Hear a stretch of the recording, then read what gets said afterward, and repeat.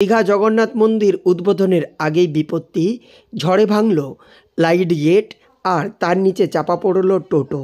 এমনই ঘটনা ঘটল শনিবার রাত্রি 10:30টার পর এই ঘটনা ঘটে। তাতেই চাঞ্চল্য ছড়িয়েছে দীঘায়। দীঘা জগন্নাথ মন্দির উদ্বোধন ঘিরে দীঘায় সাজো সাজো রব প্রস্তুত প্রশাসন। চন্দননগরের আলোকমালায় সেজে উঠেছে দীঘার রাস্তাঘাট। কিন্তু শনিবার রাত্রি 10:30টার পর আচমকা ঝড়ে ভেঙে পড়ল দীঘার নেহরু মার্কেটের কাছে থাকা লাইট টাওয়ারটি, আর তাতেই আহত হয় দুজন।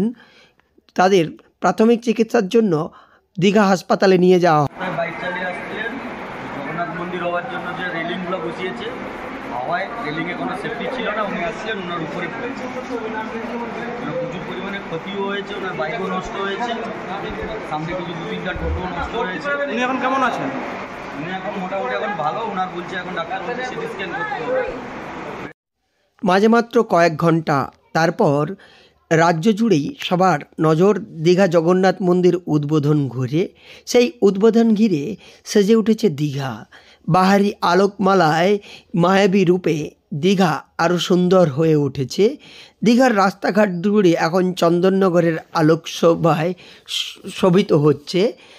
আর সেই অস্থায়ী আলোকস্তম্ভ ভেঙে পড়ে দীঘার রাস্তার ওপর। শনিবার রাত্রে দমকা হাওয়ায় হুড়মুড়িয়ে ভেঙে পড়ল দীঘা নেহরু মার্কেট লাগোয়া 116B জাতীয় সড়কের ওপরে থাকা জগন্নাথ মন্দির উপলক্ষে তৈরি হওয়া অস্থায়ী আলোক ত্বরণ। ভেঙে পড়া ওই লোহস্তম্ভের তলায় চাপা পড়ে 2টি টোটো, একটি মোটর বাইক। সেগুলি ক্ষতিগ্রস্ত হয়েছে, এমনকি আহত হয়েছে 2জন।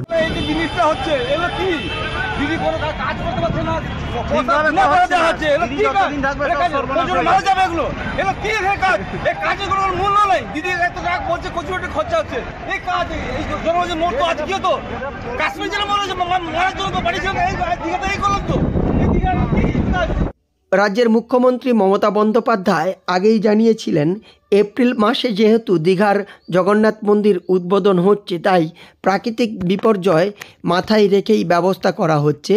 কিন্তু মন্দির উদ্বোধনের কয়েক ঘন্টা আগেই এই লোহর আলোকস্তম্ভ ভেঙে পড়ায় রীতিমতো চাঞ্চল্য ছড়িয়েছে দীঘায়। আর তারপরেই প্রশাসন থেকে বাড়তি সতর্কতা অবলম্বন করা হয়েছে।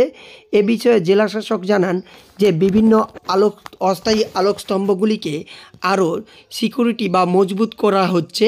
পূর্ব মেদিনীপুর জেলার দীঘা থেকে সৈকত সিংয়ের রিপোর্ট, লোকাল 18 বাংলা।